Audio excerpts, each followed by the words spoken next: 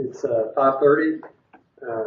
We'll call this meeting to order. It's Thursday, April the 7th, 5:30. This is the Blount County Correction Partnership meeting.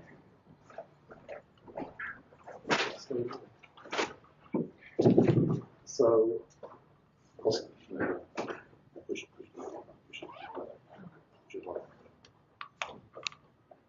there you go. So I'll do a roll call. Mike Kaler. Here. Jeff Hendrick. Tom Monroe. Here. Jeff French. Here. John Adams. Here. Randy Vineyard. Here. Tammy Harrington. Here. Michael Gallegos. Here. And Rick Carter. Here. Setting of the agenda. Do I have a motion to set the agenda? So moved. Do I have a second? Second. All in favor? I have a comment first. I just want to say that I made an attempt to add something to the agenda, and I don't know who stopped it, but it was stopped. Our democratic process has unfortunately been trashed. Therefore, I'm going to vote no on setting the agenda.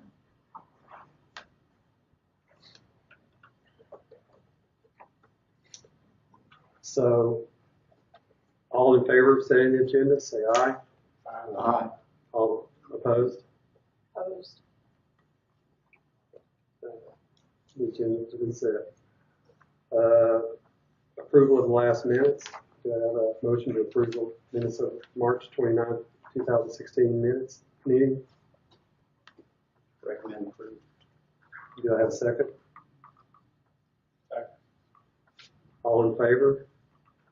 Comment before we move on. I've tried 2 meetings in a row to have the minutes corrected, and once again, they don't say what I said. I'm not going to make a motion this time because it won't be in the minutes what I actually said, but I just want that known that I have tried to correct the minutes and that the minutes don't reflect the motion that I made. Thank you. Next is public input on items on the agenda. I forgot to take a vote. My apology. So again, all in favor of approving the minutes, say aye. Aye. Those opposed? Opposed. Next is public input on items on the agenda. Is there anyone who would like to speak? 2. I'll start from the left. Sir. Can you state your name, your district? I live in Maryland, and my name's Fred Anderson. All right, sir. We have 3 minutes. Thank you. One question to all of you. How do you intend to pay for this agenda?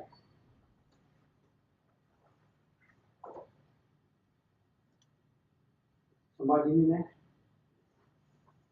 Bottom line is, this county is $300 million in debt, and you're going to add another $60 million. It's two characteristics of socialism. Dictatorship, trying to run down something to make everybody pay for it later on down the road. Second thing is that special agendas is another characteristic of socialism. This is a dictatorship. That's what is going on here right now. Your own report stated that you are losing money accepting federal prisoners.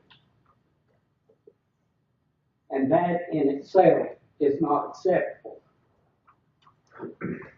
Blount County right now is a little bit more than $5,000 below the average mean income in the state of Tennessee. It is 11% lower in employment than the average in the state of Tennessee. And yet you want to add another $60 million onto the backs of the citizens of Blount County. Ladies and gentlemen, this is ludicrous. Totally, completely out of the realm of common sense thinking.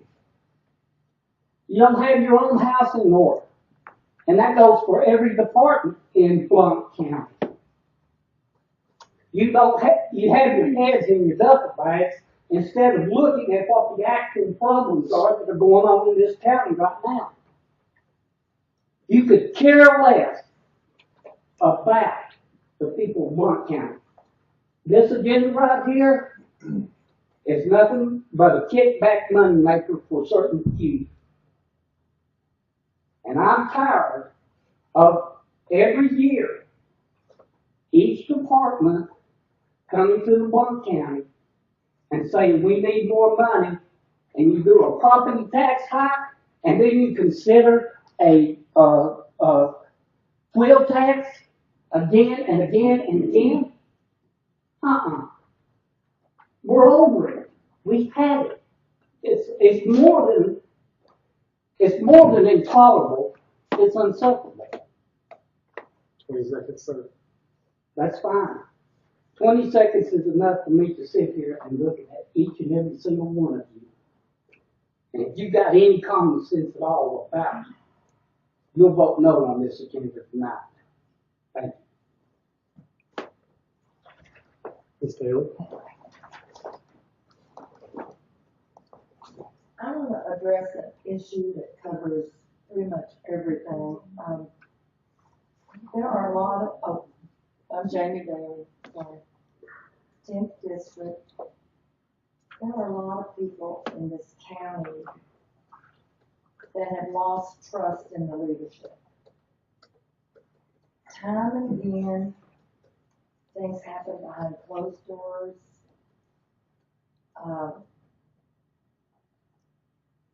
I don't want to name names, I don't want to do that, but we're told misinformation.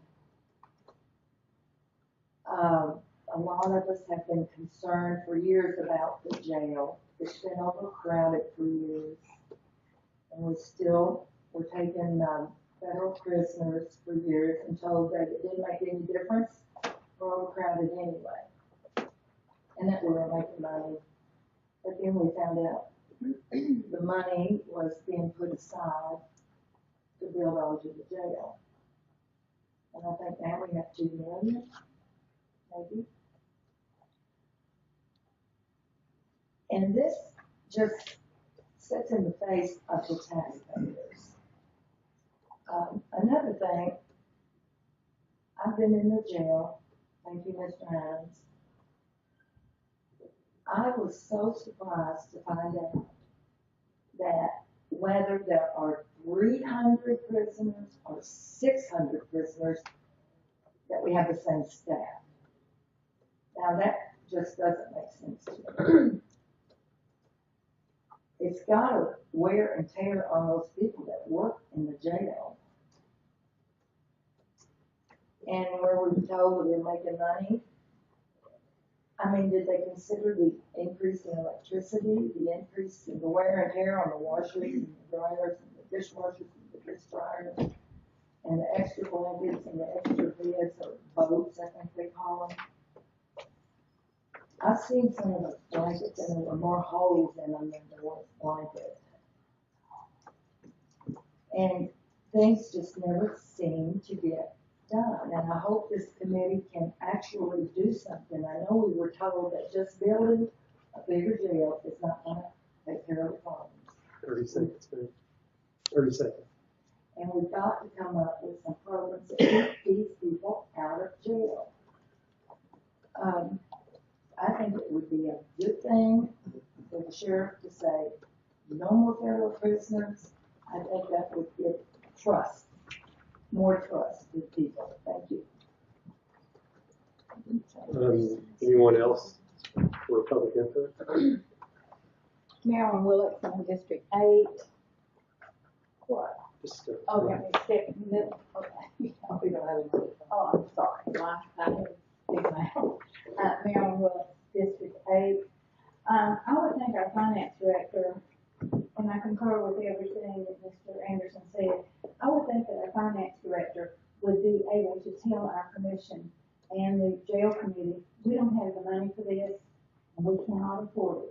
So therefore, there are alternatives, and they're no-brainers. You get rid of the federal prisoners, and our judges need to be more creative in their punishment. I have a yard man who's special ed, had him at Heritage. I have to go get him, take him home. He doesn't have a car, he doesn't have a cell phone, lives with grandmother on her Social Security out towards Highview. He was locked up all last winter because he could not pay his parole officer. Well, the old boy don't have any money. And we're feeding him 3 meals a day, and we're housing him all winter long. And you could keep him here the rest of his life. It isn't going to make a hoot of difference to him. Because he can't do any better, or won't do any better, whichever it is. But he's never going to be able to do anything except just work in yards and pull weeds and that type of thing. I don't know what he got in trouble with on the front end if he had a parole officer, but you could lock him up forever. And he stayed in jail all last winter. Now that is ridiculous. Let him take park benches, let him pull weeds over here around the courthouse, let him pick up paper. There's got to be other forms of punishment. That's just a no-brainer. But locking them up and us housing them and the taxpayers picking up the tab and then hiring staff to take care of and guard them, that is ridiculous. And surely to goodness, there's enough. I know some people are extremely intelligent. I know the judge is, and I know Tana is, and I'm sure several of the rest of you that don't know as well, I'm sure you are. But goodness, there's got to be alternatives to building another jail and expanding the empire. We cannot afford it. Thank you. So anyone else on public input? I'm gonna read this. Can I get your name and your district, please? I'm Chris Arnett, I'm in District 5, I live at 209 Avenue. I live in Blount County, so I serve on several boards in Blount County, and some of them in the College and Historic District, Historic County Commission, Blount County Historic Society, Blount County Corrections Women's Club, and County Regional Highway Club. In serving, I knew that I was required to be prudent and frugal and held accountable for the success or failure of these entities. I've been very active in serving my community and feel the need to get involved on this issue because it's affecting our current generation and will affect generations to come. I see the Blount County Commission as managers of the business of Blount County. The County Commission has an obligation to meet the requirements needed to house the prisoners of Blount County. I do not believe the Blount County Commission has any obligation to house federal or state prisoners. The Blount County Commission's duty is only to Blount County. A comprehensive study was done that said jail expansion wasn't necessary. This study states that the county does not make money keeping federal inmates. Cost must then be higher than what the Blount County Commission are being told. I don't understand why this study didn't work. I don't understand why money was earmarked for the jail in secret. I don't understand this push to build when we are keeping federal prisoners and have been losing money on them. None of this makes any sense to people in our peaceful community. The Tennessee Corrections Institute does not have authority to make the Blount County expand its jail. The Tennessee Corrections Jail Inspections Report recommended reducing the number of discretionary and contracted, in other words, federal inmates. The jail study gives several suggestions to reduce the overcrowding problem. The money that's been earmarked for the jail could be used to implement programs rather than building a building. I hope our county commissioners will take a good look at the jail comprehensive study and vote to adopt its recommendations. Why is it that the only advice that this partnership is taking is what relates to building? The jail inspection report submitted by William Kane says, I, Mr. Kane, strongly recommend that the CCP committee look at all types of alternative sentencing and treat trial readers as well as reducing the number of discretionary contracted inmates. Why doesn't the partnership start with this advice instead? Why are you looking at free trial readers? Why aren't you looking at reducing or eliminating the federal prisoners? Thank you very much.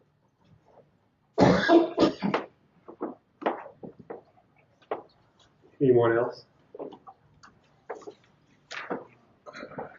I'm Shirley Sweeper. I live in District 8, I'm a lifetime resident of Maryville, have many interactions, not personally, but with the jail. I've known many, like they have said, that have been again and again in the jail, for offenses, but with no alternatives, nothing that they can do once they miss a court date or job. As of today, we have 192 inmates in jail for pre-trial that have not seen a judge and do not have a date, possibly may have a date if it works out, sitting in the jail.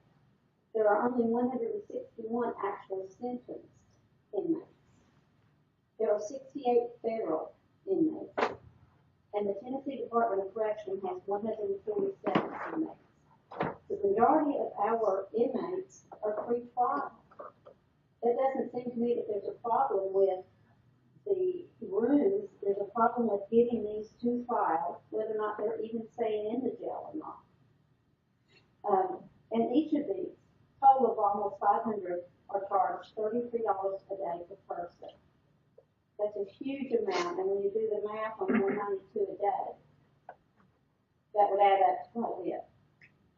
There are other alternatives, like many have said, as opposed to the inmates being put in the facility and back out without a job. They've lost their resources, they've lost their vehicle, they've lost housing, a lot of them, and then they're trying to get back on their feet and recount the weeks that they spend in jail waiting to go to trial. And now they owe a parole officer money, and they owe court costs and court fines, and there's no way to pay things when you've already lost so much. The setting in jail pre-trial is a huge problem. There are other things which can be done, and many of those are the pre-trial services, which they can be, just like they said, used in the community that reduce the cost of overcrowding, and that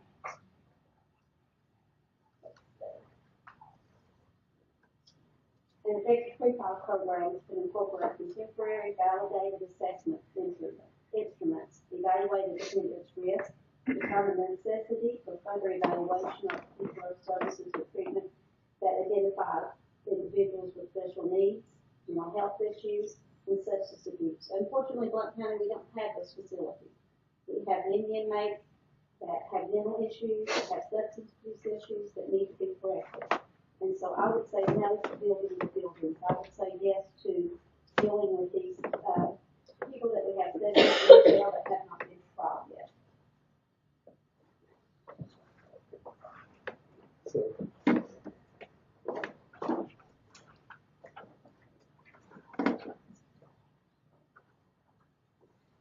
My name's Samuel Duck. Thank you for letting me speak. I'm in the 3rd District, 3rd Commission District. I'm just going to be blunt. Let's just clear the air. It's very simple. You want to expand jail, and I don't. I'm not really into all this cloak and dagger stuff and various maneuvers and tactics that both sides like to employ in some of these arguments. I just want to get straight to the chase. You want to expand it, I don't. Here's what I want to propose to you. If you're proud of expanding the jail, put it on campaign material. 3 of you I know are elected officials. If this is what you stand for, run for office, put it on your campaign material. I want to bring federal jobs to Blount County by expanding the jail. If you don't want to do that, then why are you casting a vote that you're not proud of? Okay? That's really the whole thing in a nutshell. One other thought, though. How big is Blount County versus the United States? Everything you're seeing here is a teeny tiny microcosm of what we've got going on in this entire country. Nationwide, we have over 2 million people in prisons. That's more than China. That's more than Russia. More than India. That's more than Saudi Arabia. In fact, that's more than any other country on this planet Earth.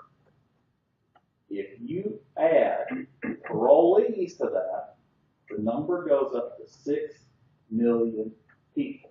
To put that in perspective, if you added up the total number of people in prisons of every single other country on this planet, we have more prisoners than the world.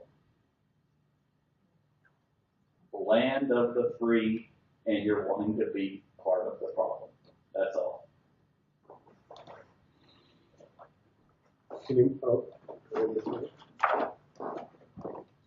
Karen Miller, District 4, and this expansion of the jail, if one to expand the jail, has been going on for years, and the citizens have been fighting.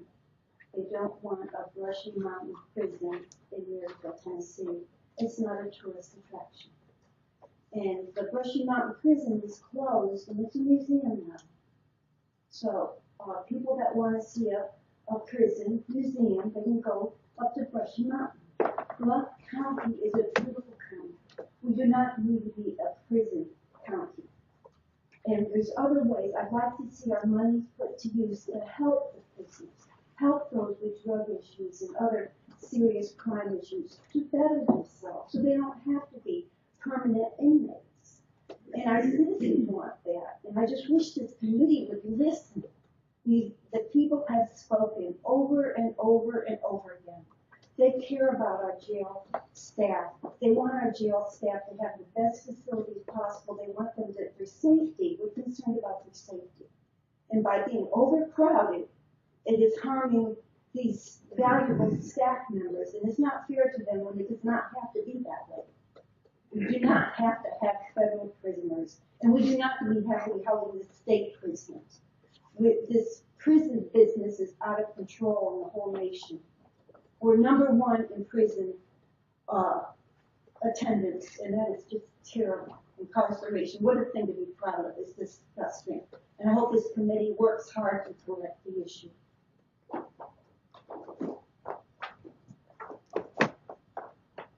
Anyone else? Moving on to the next is unfinished business.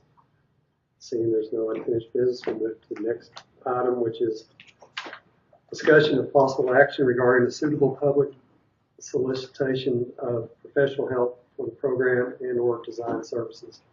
What I've done is I've reached out to our purchasing director, Ms. Branham, to speak in regards to that. So,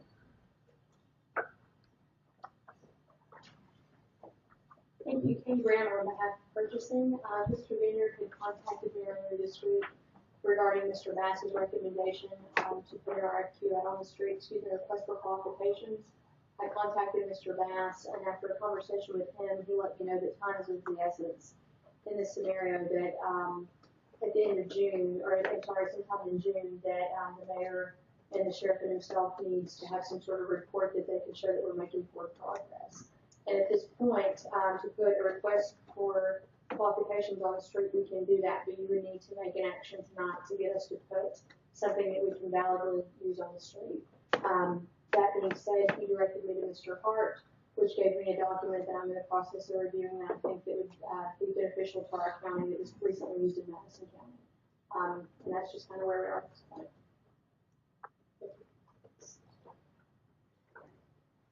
can I ask one question of you? So an RFQ would be just a definition of that is. We're not putting out a specific building or saying that we're going to build a jail at this point. We're going to ask engineers and architects and professional services how they would respond to our needs. So they would come in and review all the reports that we've had before and kind of give us an assessment on what they think would be beneficial for our county. Can I follow up with that? Yes, sir. Just as a point of clarification to make sure that everybody in the room and who may be listening, how much will what we want to decide tonight cost Blount County? To put a request for qualifications on the streets, there's no charge for that. Okay, thank you. No money. We're not talking about spending a penny. That's correct. We're talking about letting people that do this for a living give us suggestions as to what direction we may need to take. That's correct. Would that be a good assumption? Yes. Thank you, ma'am. Mr. French? I have a question too.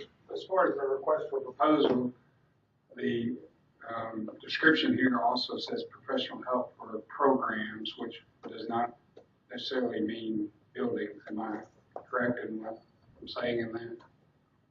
Alternatives to incarceration, is that what I'm reading as far as this discussion, possible action, motion in? I just knew about the RFQ. Right, but it says professional help for programs or design services. So, And I'm sorry, if I made that would be included in the RFQ. okay, That will be a part of any building or anything that we determine as an option that we utilize. right. So it's not just necessarily a building. It's what I'm Correct. trying to- Right, okay. So services that could be rendered for incarcerated people. Correct. And if I may, evaluate current services that we provide, which we do provide a lot of services in the jail, but unfortunately are unable to expand those services just due to space like this to have people in. And one of those services that is very successful, in my opinion, is recovery court, and I think that would be a well-needed expansion as well, as far as a program that professionals could look at and expound on, in my opinion. Thank you. So, I forgot to start it with, to ask for a motion and then a second to discuss this, but since, I will have to ask that. So is there a motion for discussion? I'll make that motion, Mr. Second. Chairman. Can I have a second, please? Second. And then we did have discussion, and my apology about getting off track on that. Is there anyone else who'd like to discuss what we're about to? Yes, I would. Ms. Monroe, please. I'm concerned that we're getting the cart before the horse here. We just heard that it could literally be anything. But how do we know what we need? And we're going to the people who are going to profit off of this and saying, give us options. Well, it's to their advantage to give us options that they profit well from. I got a nice chocolate bar in the mail for Christmas from an architect wanting to build. I think we need to identify what kind of solutions that we want to explore before we just rush out. Because they're going to come back with proposals, of course. It's to their benefit to do so. We need to find out what is in Blount County's best interest. We need to find out, do we want to work toward a pretrial release program? Where are we going to best fit? What does this community need? We need to identify that. What do we need? Do we need pretrial release? Do we need better work programs? Do we need more education programs? Recovery court's a wonderful thing. They're getting a larger office space, which is wonderful. I'm thrilled to hear that. They're requesting more staff. I am generally supportive of expanding recovery court, but we need to identify what it is that we're looking for. We're just throwing it out there and saying, come back to the people who are going to profit off of this. And then the taxpayers will be left hand. And then what are we supposed to do? We need to sit down and identify what it is that we want to do as a body. What do we want to do? Do we want to look at pretrial release programs? If so, let's bring some people in here who specialize in that. Let's talk to them. Do we want to look at work programs? If so, what kind of work programs? What do we need? We've certainly heard from the citizens tonight that they don't want jail expansion. And we've heard that they want more programs. So let's look at those instead of just looking at building. And then if we have to build something, we can look at that. But we need to identify what it is. We're just throwing it out there to people who will make money and saying, come back with stuff that you'll make money on. That's a sorry way to do business. I think we can do a lot better. I think we owe it to the people of Blount County. And a lady said that this will affect generations to come. She's absolutely right. It's affecting generations right now. It will affect generations to come. We owe it to everybody to get this right and get it right soon. And we could start today by making a recommendation to stop taking federal prisoners, to stop losing money like that report that's been covered up and stop losing taxpayer money housing inmates. Every bit of that little increase that we got recently will go out the window when we expand jail staff. We need to be talking about what we can do to make these people productive members of society again. Not just throwing them in a cage. This is really, this is egregious. I am embarrassed that this is where we are at. I had hoped for so much better from this body. Thank you. Mr. Chairman, Yes. shouldn't we be talking about what's going to be in the RFQ? We're not asking somebody to go out and build something for us anymore. We're asking somebody to come in here and look and see what, yes, and/or design services and programs. Tell us what would help us out. We're looking at losing our certification for that jail. And there's going to be ramifications for that. June 1st, if we can't show measurable progress that we're doing something, we're going to lose our training academy. That means we're going to be shipping all of our officers off-site somewhere to get their training, their required training. Beginning in 2017, we can't even host PCI training here if we're not certified. As far as losing money on the edge, yes, I read the report. He put no numbers in that report at all. If I'm holding 100 feds in that jail today, then the Marshal Service is going to pay somebody to hold those 100 feds, federal inmates. They don't have federal jails. So they're going to pay somebody to hold them. All right? So we get $7,500 today for holding 100 federal inmates. It's going to cost about $300 a day to feed them. A little bit of transportation and gas and wear and tear on vehicles for 2 trips to the federal court and back. A little bit per day for water, sewer, laundry, whatever. We're still coming out way ahead. This study, you're telling me I can hold 100 inmates in that jail today, get rid of every one of them this evening, and tomorrow it's going to cost me more than $7,500 less to operate that jail tomorrow. I'm going to save more than $7,500 tomorrow, okay, by getting rid of 100 inmates. Okay, it's not going to happen. Those costs, now, if we had 100 inmates and we had 10 extra staff simply because we had 100 inmates, now you may have an argument. But we're not even staffed for 350 inmates, the size of our jail. We're understaffed for 350. So those are fixed costs.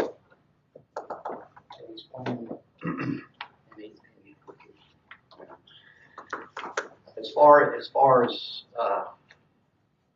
and Ms. Daly, I appreciate your comments about our staff. I'm very, very proud of them and what they do. Yeah, we have a lot of people in prisons. We have a lot of people in jail. Guess what, folks? Okay, the price of living in the safest country in the world may be a little bit higher.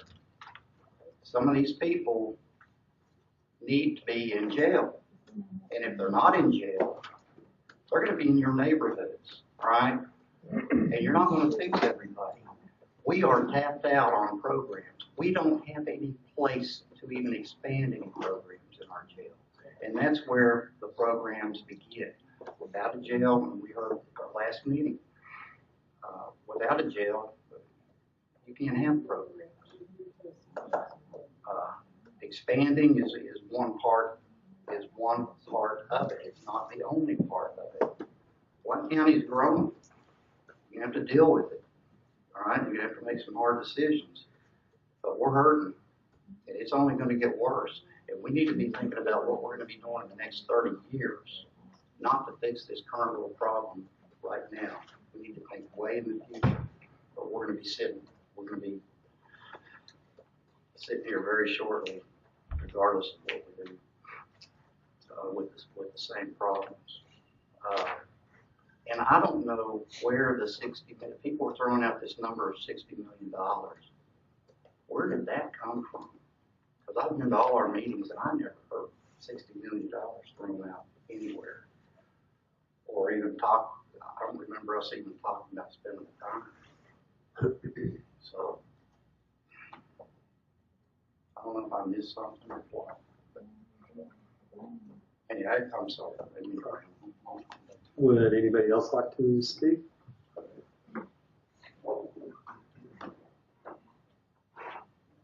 I would like to follow up. As a county commissioner, I get county news in the mail. It's a publication of the Tennessee County Services Association. And they sent me this newsletter that has changes in imprisonment rate and crime rate 2008 to 2013. It's a chart put out by the Pew Charitable Trust in 2015. Point of order, Mr. Chairman. That is not on the agenda. I'm discussing the future of how we need to address this. It's not on the agenda. It's not on the agenda. It was called point of order. So. Okay, well then I will address it as it relates to building in the future, as our future needs of building. Right now in the state of Tennessee, according to the statistics that are available, crime is actually dropped in the last between 2008 and 2013. Crime has dropped 21% in the state of Tennessee. And yet the imprisonment rate stays the same. That tells me that we as a state and as a community are doing something terribly wrong. Terribly wrong. If we're going to look at the future and the future trends are such that crime is actually dropping, then why would we expand? We need to be looking to the future at what we can do to expand. As far as expansion, the jail study said we need to completely rethink the use of our jail.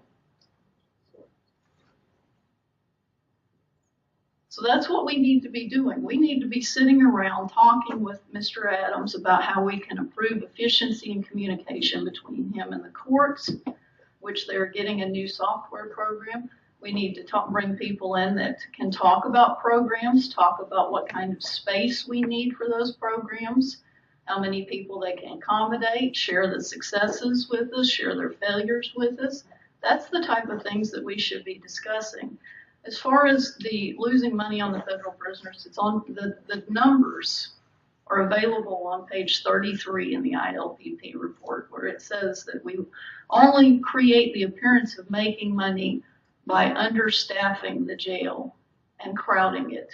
That's the only way we can show that we're making money, is by putting our officers, our correctional officers, in harm's way by overcrowding the jail. So we need to bring in some experts on these programs. Let's look at some pretrial release programs. Let's look at more work programs. The trend is such that crime is dropping in Tennessee. Our incarceration rate should be dropping. This is the wrong direction. We need to be trending the other way, not expanding. Thank you. Anyone else?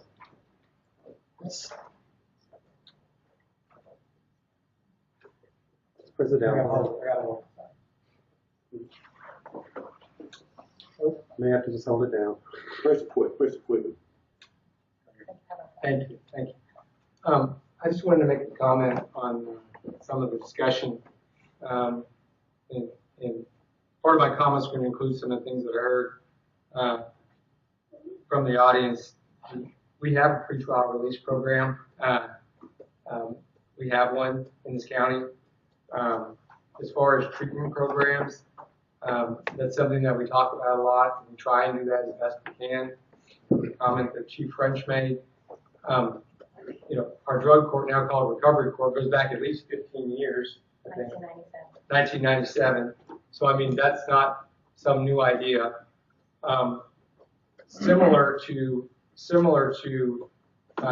recovery court is reentry programs, which really address a lot of the issues that some of you are talking about. And that's something that's been talked about, and the sheriff's been very favorable towards it. In fact, we even visited a program.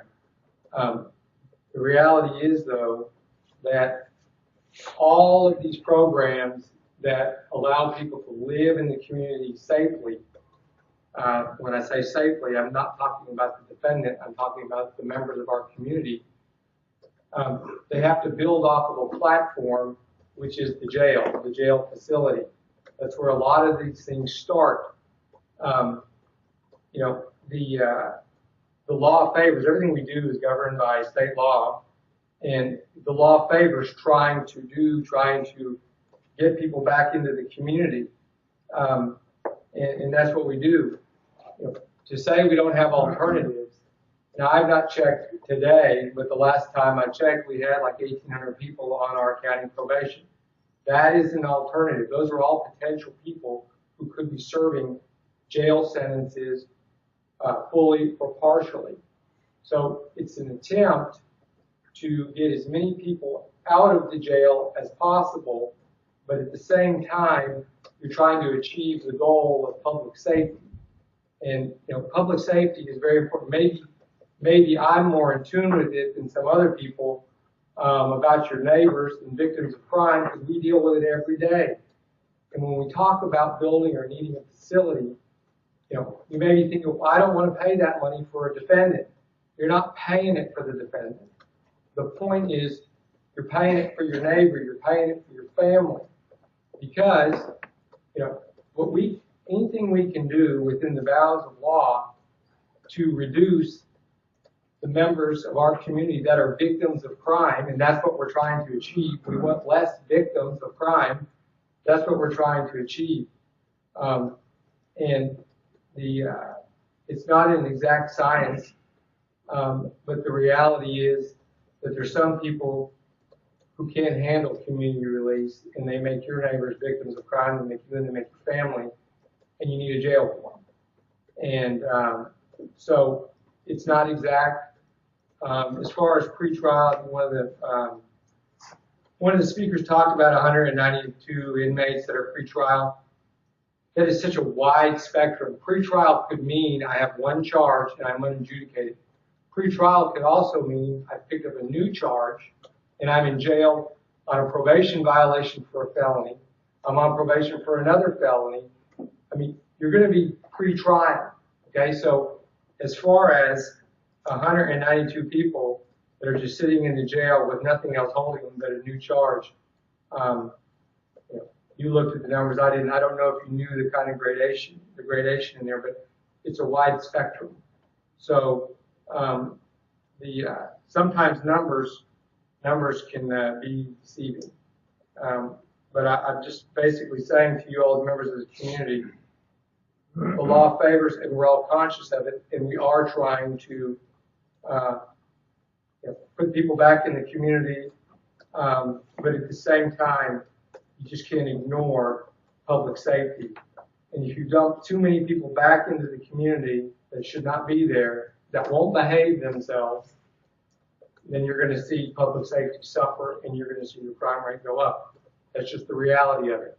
And as far as the talking about crime rate dropping and incarceration staying the same, I posit the idea or the theory that basically what you have there is you're holding the people that are repeat criminals, and the ones that you can release back in the community, you're filtering them back in there. So that could explain the number that Commissioner Monroe was talking about. But it sounds like that everybody's really kind of talking about the same thing. If we can serve some people out in the community, we want to do that. If we can do that, we'll do it. And that's what's happening. But if we can't, then it just makes sense that you need a jail. And as of right now, we just don't have enough. We don't have enough space, and we certainly don't have enough space to run these programs that everybody seems to love. Everybody seems they're a good idea, and I'm not saying they're not. But you've got to have a facility and a staff to run them out of. Thank you. Mr. Chairman. Oh, sorry. Okay, I'll go after you. No, I will yield to you, Judge, if you prefer to go first. Mr. Chairman, may I speak? Please. As Judge Gallegos had said, I guess we come at this from a different aspect, and obviously we're non-voting members, but I think that we're here in an attempt, I agree, I don't think we're that far apart necessarily. I think everybody wants the same thing. We want a safe community. We want a jail that meets standards. We want those that can be serviced by programs and put back in society. We all want that. And I've said it before, it's different for us to a certain extent because we know these people. We know them firsthand. We know their stories. We deal with them on a regular basis. And one of the things, and I feel like that I'm here a lot because of recovery court. I mean, that's a reality. But yesterday in recovery court, every week we bring the jail class up. And the way that recovery court works, most of you, a lot of you that are in here have been. And I appreciate those of you that have attended and have visited and have seen what we do. The first 60 days or less, you're spent in the jail and there's treatment provided. We do treatment plans, we have housing plans, you attend classes, you do all of those things, and you leave the facility with a plan that we monitor, and that's tailored to your needs. But one of the things that all the inmates talked about yesterday, they come up and see me every Wednesday, I challenge them to tell me what they were running from as far as treatment. Next week they come back and they tell me what they don't want to work on. What's the hardest thing that you're going to have to deal with? And what we talked about, that the time to deal with that is while you're in a safe place. And that's what we're doing. We have to get the issues addressed in a safe place for them and a safe place for the community. And until we find out what the issues are and we individualize a treatment plan, it's a lot of guesswork. The same can be said for those individuals that are suffering from mental illnesses. You know, we have a great partnership with Helen Ross McNabb. We don't have the room for them to do everything that we would like for them to do, but there has to be a stabilization and there has to be basically a plan put in place. And then if we can release and then monitor and handle those issues, that's, I think, what we all want. I really don't think everybody's far apart, and I would ask, if you want to come see court and see the issues. But these are real people to us that are facing very real problems, and just turning them back out into the same environment without the intervention is not the solution. We love programs. And the idea is how are we going to run the programs and what's the best way to do it? You're never going to get away from the fact you have to have a facility because you have to have a place to stabilize. You have to have a place for safety. And so then the issue becomes, what do we want? Thank you. Mr. Taylor. Thank you, Mr. Chairman. You know, I very much heard every word that was said by everybody that spoke during the opening of the meeting. I'm speaking on the agenda, and I have very closely heard everything that's been said by my fellow committee members. And I've had a lot of calls. I got a lot of calls this last week, a lot of emails, a lot of texts, and every one of them was, "What's wrong with you, Taylor? Why are you wanting to spend $60 million? And my answer to that is, I don't want to spend a penny. If anybody in this room or anybody in Blount County thinks that Commissioner Mike Taylor wants to spend $60 million, you're incorrect, because I do not. But I do know that we have a problem, and we're going to have to do something to fix it. Okay, so with that said, nothing that I'm alluding to tonight should be taken as all he wants to do is push a building down my throat, because that's the furthest from the truth. Okay, I said, and I listened to Mr. Bass when he spoke at our last meeting, and I agree with Commissioner Monroe when she says that organization does not have the authority to make us build a jail. They don't. But what they do have is the ability to tell us and guide us in some things that we need to, and I hate to use the phrase buy some time, but I'm going to use it. By doing this RFQ, it's not going to cost us a penny. Not one tax dollar is going to be spent on this. It will at least send a message to the people in Nashville that Blount County is looking at and takes serious the issue at hand. And I don't want to put Mr. French or Chief French on the spot, but Chief, would you agree that something as simple, really, and it is simple, as doing this RFQ will bode well in regards to proving to the people in Nashville that we are intent on doing something and will help ease the pain of possibly being decertified. Would you agree with that comment? I would agree that this would be favorable to the Board of Controls and TCI if we pass this. Okay. So if we decide to push this on and ask that this go to full commission to be approved, that we request the RFQ, then one, we're making some progress. We're taking some steps. We're not spending any money. We're not costing anything to any taxpayer in this county. And we're sending a message to the state that yes, we take this serious and we're willing to take the next step to explore whether or not it's brick and mortar or it's programs or whatever the case may be, but at least that we're willing to take that step and look. Right. You agree with that? Okay. Thank you, Mr. Chairman. Didn't mean to get so winded. I know we've been long-winded on this, but I just want to kind of reiterate what the judges have spoken of. You know, we work closely together with the judiciary, and we're constantly trying to figure out programs to help people that are incarcerated to make it better when they get out. And we've had some discussions on that, and I'm like Judge Harrington. I don't think we're way off of what everybody in this committee wants. I think some people are using this motion to make it sound like the sheriff's office or the sheriff or this committee wants to build a $60 million jail, which I think is ludicrous.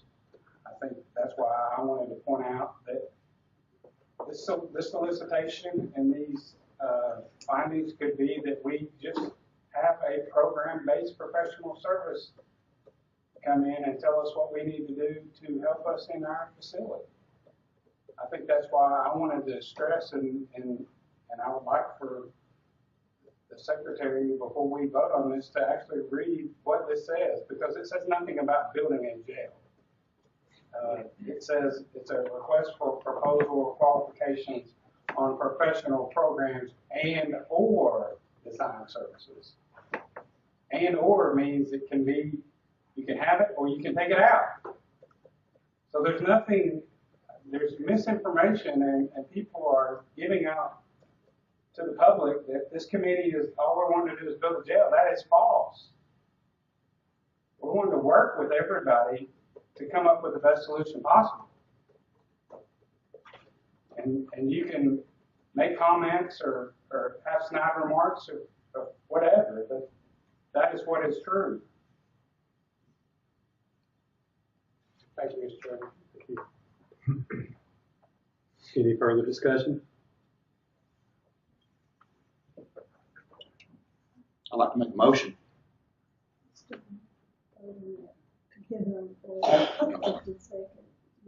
Oh, we didn't. All right. So Rhonda's corrected me here. I've made a mistake again. We need to vote to put it on the floor. So. I thought Commissioner Taylor did, and I seconded. I thought we didn't vote on it. Just the first and second. It sounds like we got it on the floor. So can I have a vote to put it on the floor? All in favor? Aye. Opposed? Now can I make a motion? Yes, sir. I'd like to make a motion that this Blount County Corrections Partnership forward to full commission a request to proceed with the RFQ that our purchasing director explained to us at the beginning of the meeting. And let me add to that, and with the understanding that it will come at no cost to this county. That's my motion. Do I have a second? Second. All in favor? Aye. We don't know exactly what the motion is. We need the motion stated. What is it that we are precisely voting on? Rhonda, would you please read back the motion? Blount County Corrections Partnership forward to the full commission to have the purchasing director to proceed with the RFQ and also with the understanding that it is at no cost. That's correct. Okay, I move to amend the motion that design services be removed and that we solely solicit help for professional programs. I won't accept that amendment on my motion. I'm sorry, I can't. Well, I've offered it as an amendment. If it dies for lack of a second, it dies for lack of a second, but I've offered it as an amendment. So, dies on lack of a second. So going to the original motion, all in favor? Aye. All opposed? Opposed. The motion carries. So with that, the last thing is the setting of the next meeting.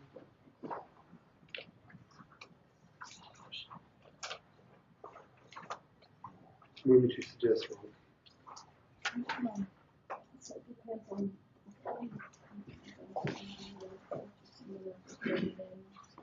So, can I ask you something, Mr. Vineyard?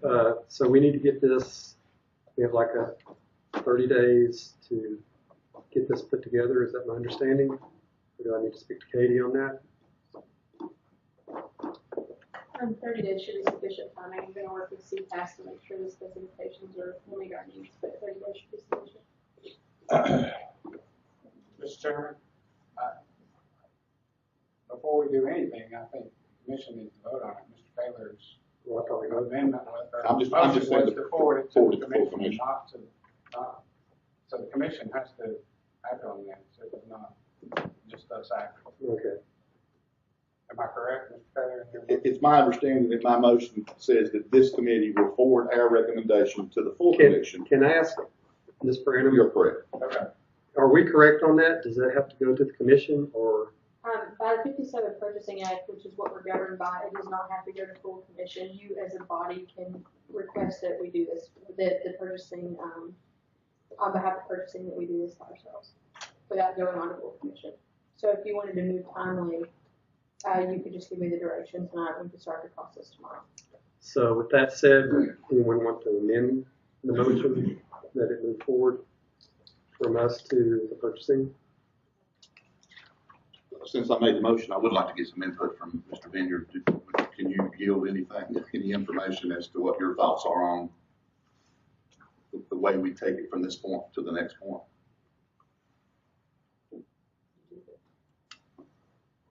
You've heard the same thing I've heard. Well, I know. I just want to hear you say it. Thanks. Can I interject on that?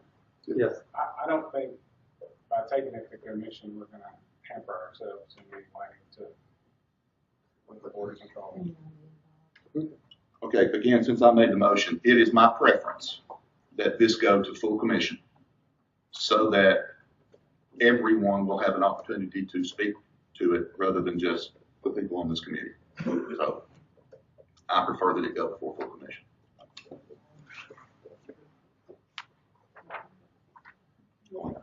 The information is on the 21st, so if you're looking at like 30 days out, you're looking at more.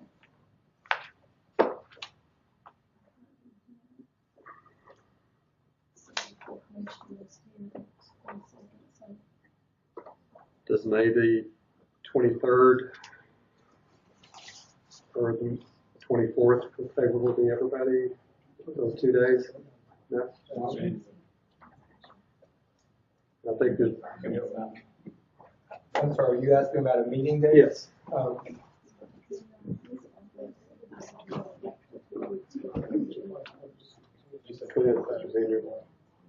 What are we setting a meeting date for? Just the next meeting. Do you prefer until after we get everything back from Nashville? Well, I think it would be helpful for us to have something to meet on. Well, if the desire of the body is, you're going to get some direction from commission based on the motion that I heard tonight. correct. And depending on that action in 2 weeks, Ms. Branham will either put something on the street or she won't put something on the street. And I think you need to determine what's gonna happen there before you set a meeting date. That's true. So we can just, I don't know what's to be gained, but just me. we can just do a call meeting then, and then set that up after the commission meeting, and then put out for the next meeting. Would that work for them? Okay. So is everybody in favor of that?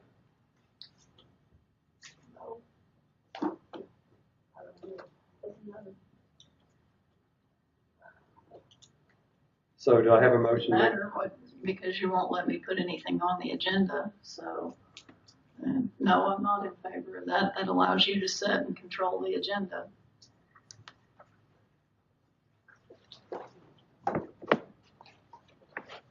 So, as we have right now, we've got one person opposed or wants to set a meeting, but for what? That's going to be on the agenda. So we're going to get a feedback from whoever we get the RFQ from, and then we'll have something after that to look at and discuss. That's the way I look at it. So, with that said, do I have a motion to adjourn? So moved, Mr. Chairman. Second? Second. All in favor? Aye.